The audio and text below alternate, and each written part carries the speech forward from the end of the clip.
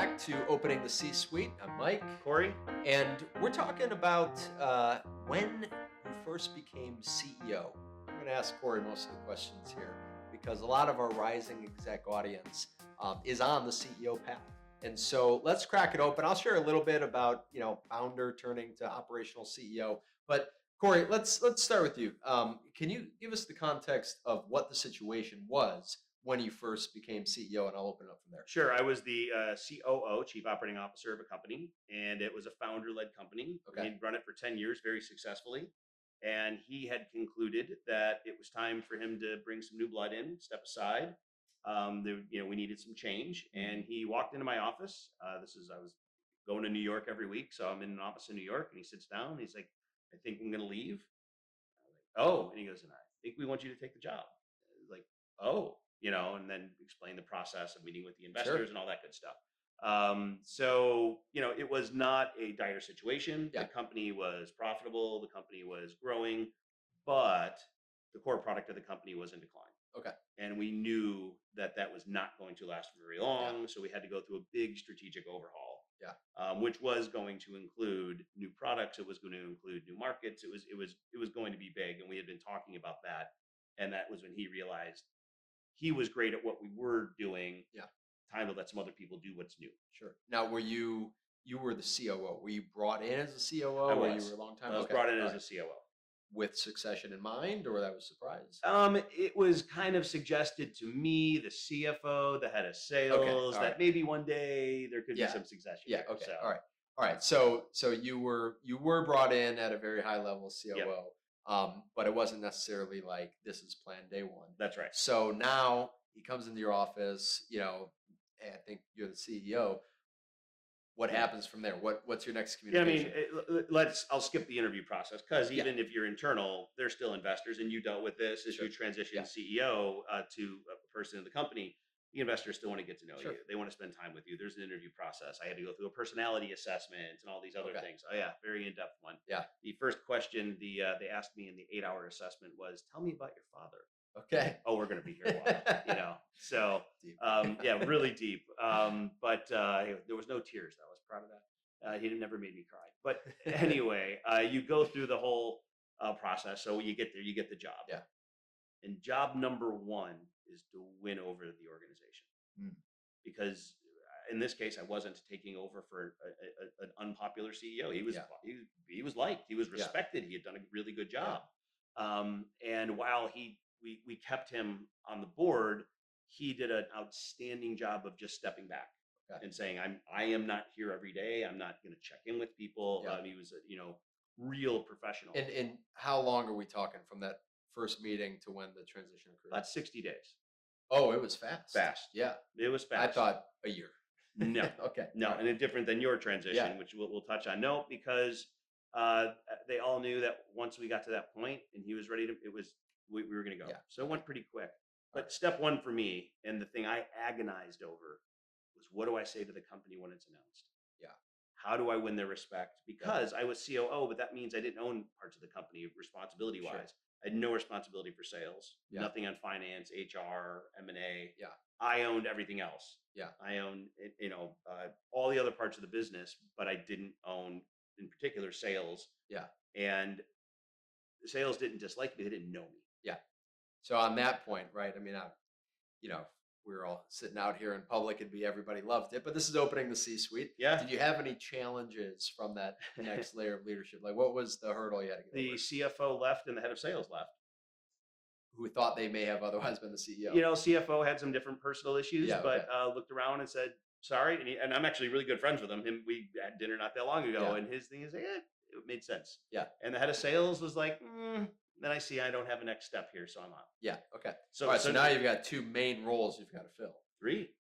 I used to have a right. role. Yeah. You used to. Yeah, right. I had a job too. Right. Right. So we had to go fill those, and we Yeah. decided to break my role into 2 roles. Yeah. So I had to go bring in 4 executives. Yeah. Now, Um, was that, I know it's both, but challenge or opportunity? it was both, but it was a challenge before it was an opportunity. Okay. Because the first thing is, all right, I'm going to learn a new job. Yeah. There's concern. What do the investors want? How do I win over the employees? when does it make sense to engage with the customers at what level? What's the messaging? All this other stuff. Now we're going to have all these other changes. How am I going to talk to those teams? And so the challenge is much more like, how are we going to lead finance without a CFO? How are we going to drive sales without a head of sales in the seat? I could have keep doing my job before, but I couldn't do it at the same level. So I could run the staff meetings and projects, but I couldn't check the work at the way I used to and get in with teams and think through strategy and such. So it was gathering the other execs that had sat in the seat with me and stayed and said, need you to do that, need you to do that. And then the opportunity was, we brought in a great head of sales. We brought in the CFO, actually came in as an interim temp CFO and stayed. Okay. This is where investors were incredibly helpful. I went to our lead investor. And he said, I know you're first time CEO. I got an agency. We'll have a guy here tomorrow on the CFO side. And, he'll stay as long as we need. Okay. He stayed and that became your long time. He liked CFO. it, and he stayed through our exit. Great. Sales was a very hard process. Took us a while, but we figured out a rhythm there. But it took, so the opportunity did appear. We did build a good team. We did have a good rapport, but it's more challenge up front. And you're combining that with the fear of doing the job you've never done before. Right. Now, on that point, I know you, in a previous episode, you talked about some of the exec coaching that happened over a while. Yep. But now actually taking the CEO from a skill standpoint, what did you feel like you were most focused on working on? Was there anything new you felt skill-wise you had to develop? Sales leadership. Okay. It wasn't about knowing how to work with salespeople, and it wasn't having to know how to talk to customers. It was about knowing how to evaluate sales leaders as a leader. It was knowing how to, and you were great at this in your role and looking at all the metrics behind the pipeline, right? And look, CEOs, especially in the technology world, kind of grow up through three paths. They grow up through a sales path, a product path, or a finance path, right? I came up through the product path. I had plenty of understanding of finance path, and honestly, a good CFO handles a lot of that anyway. But problem number one was I've never run a big sales organization. So that was learning curve one. Learning curve two was how to own the model, not just be a consumer of the financial model. So I was a consumer of the financial model in my previous role. I had over 1,000 people working for me. I had hundreds of millions of dollars of budget. And just the pause, when you say consumer of the financial model, I assume you mean the CFO. Well, that's what I explained it. Yeah. So I had a whole team, and I would be told my numbers, and I had to learn how to manipulate and live within it. The owner of the model, you have a whole different set of decisions to make, right? And you and I have talked before about, well, am I going to make this budget change? Are we going to invest here? If we cut this part out, I could invest in this thing over here. It's a whole different set of decisions. So those were the two areas, but that meant I had to neglect the area of the business that people knew me best and wanted me to do stuff and were used to me answering questions. So it was just a very difficult first 90 days balancing act, no different than anyone else's, not saying it's unusual, but it's a difficult transition. Okay. So who is your surrounding kind of support team? I have a personal desire to always have a person in the exec team that is kind of my sounding board, and a CFO is a perfect person for that. But I also need somebody who gets the strategy of the business, understands the ins and outs. And I had a gentleman in this role at Undertone, Rob Schwartz, who I'm still friends with, who was just a really, really smart person. Always want him to be smarter than you. Make sure you surround yourself with people smarter than you. And very calm and very organized. And I'd be like, well, we should. And he'd like, yeah, that sounds right. Maybe he wasn't right. But at least we would stop, we'd think through it. And so that someone to walk you through it, surround yourself with that. So your CFO was kind of your right-hand confidant. Your CFO is always if your CFO isn't one of your closest other exec teams, you have the wrong CFO. Not close on the exec team member. So the CFO is the one who, the new CFO came in, went through the model. I don't trust this. I want to change that. And I gave him a few weeks to get comfortable and come back to me. But and then outside of your exec team. How about that? Sales leaders. To give you a sounding board on assessing things. And gaining their trust, learning what's going on in that part of the business, understanding. And so I say sales leaders because I came from a different team. If I came out of sales, I would have gone to a different part of the organization, right? So it's like, where don't you have the relationships? That's where you invest. all right, so the rising executive who's on the CEO path, Yep. um, 2, 3, 4 years in advance, what can they be doing to shorten the ramp and the learning curve when appointed CEO? So number one is make sure people know you want to be CEO. Mm. And I think we had this happen in a situation. Mike was CEO and transitioned to someone, and we did do a Yeah. year-long transition, but we knew this person was interested in it, and Yeah. and we knew it made sense, and that gave us a reason to look at them. Right. Sometimes they may not have. Honestly, had we come out of all our meetings and you said, which one of those is a CEO? I'm like, I wouldn't have said, oh, that one. But then when you pointed her out, I was like, oh yeah, that makes Yeah, right, makes right, sense now, right? Yeah.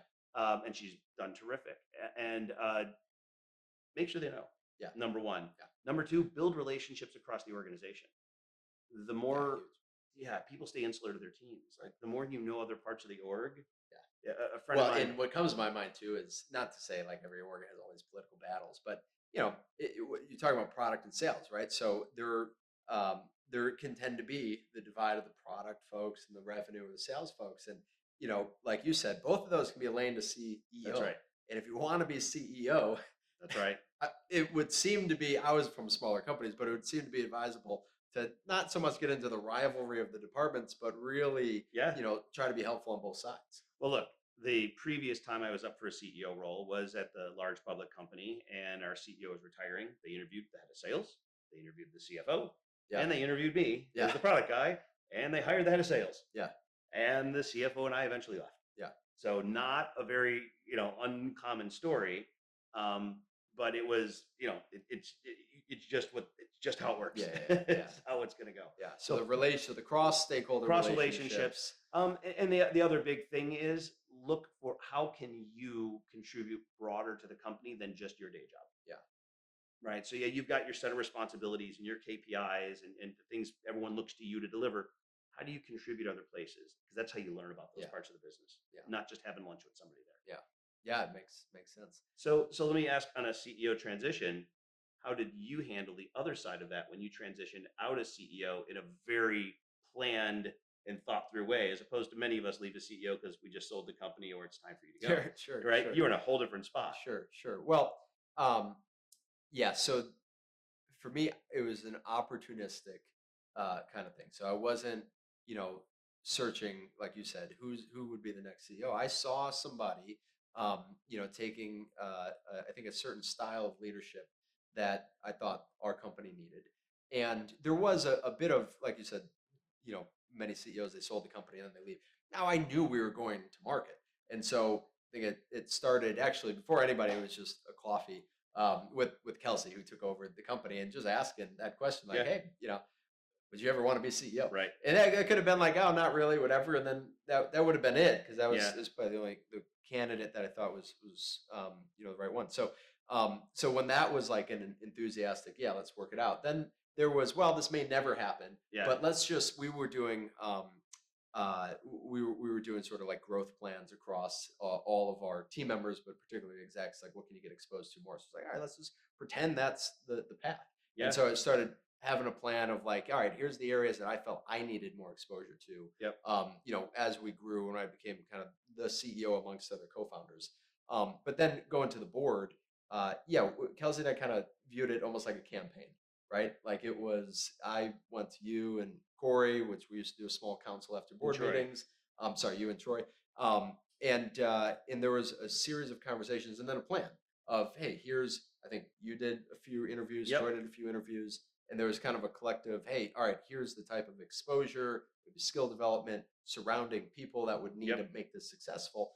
And I wasn't coming at it like it's this or else. It was like, if it works out, great. I'd love to move to the next venture. If not, I'm here. Yep. So that was maybe a little different. Very different, but I'm just pointing out there are many different ways in which that happens, right? Yeah. And but there was a couple important things that are common between the two. First and foremost, and it's the theme of this, we should probably call the podcast communication. The C-suite is communication suite, right? Yeah. It's communication across the board, and it's that person knowing they're raising their hand, let you know. And I can't say enough about how important communication is to the organization and to the customers when you take over. Yeah. And CEO transitions are stressful for people. Totally. Because change is stressful for people. What about my income? What about my job? What's going to happen? Right. your job is to make it not stressful for them, make Yeah. them comfortable, make them understand what it's going to mean to them. And yeah, you may have to make a whole bunch of changes. Doesn't mean you can't communicate while you're doing it. Yeah. Right. Right. And I will say a little funny story. When I became CEO, we decided we were going to have a big company meeting. Yeah. And we were going to announce that our CFO was leaving, that our head of sales was leaving, and the CEO was Few leaving, changes. and that I was Yeah. taking over. There's a new CEO. Yeah, and then I'm taking over. And I had rehearsed my speech all weekend. And I was ready, and I had, here's my message to sales, here's my message to everybody else, Yeah. here's how we're going to do strategically. And I had rehearsed it because, and I'm sitting there, and the CEO says, I'm going to be stepping out, and there's a groan in the crowd. And it wasn't, they weren't happy. Yeah, right. And he's You're like, "No, and I gotta follow also that." these other guys, and there was more like almost, oh wow. Yeah. And one of the women in the office just turns and looks at me, and I'm sitting in a sport coat. In an office, we don't usually wear sport coats.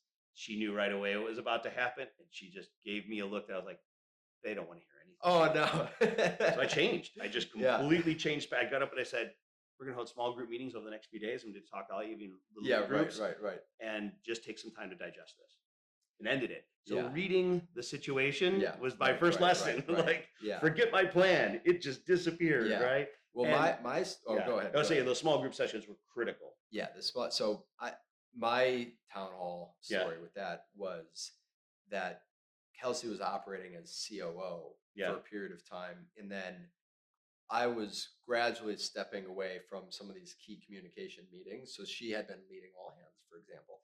Then, if you remember, our path was conveniently, I had a second kid coming, so I stepped out This on is the right paternity time. leave, Yep. and that was part of the board plan. Was okay. That's then a period of time where you can hold the vote of approval or not Yep. while she's at the helm. Yep. And so what I thought was convenient for me, I then came back. The board had done the vote of approval, and then I led an all hands and basically said, "Well, the way things have been going already, Yeah.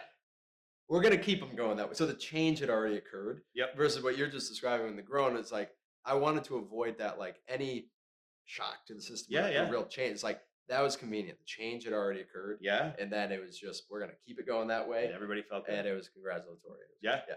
Perfect. So there's a little bit on the point, run out of time though, but the point of the CEO going from peer to then the CEO, Leader. and that's an interesting one where you said you were COO, and then your exec peers actually were not there following. For me, and what I think a lot of co-founders go through is like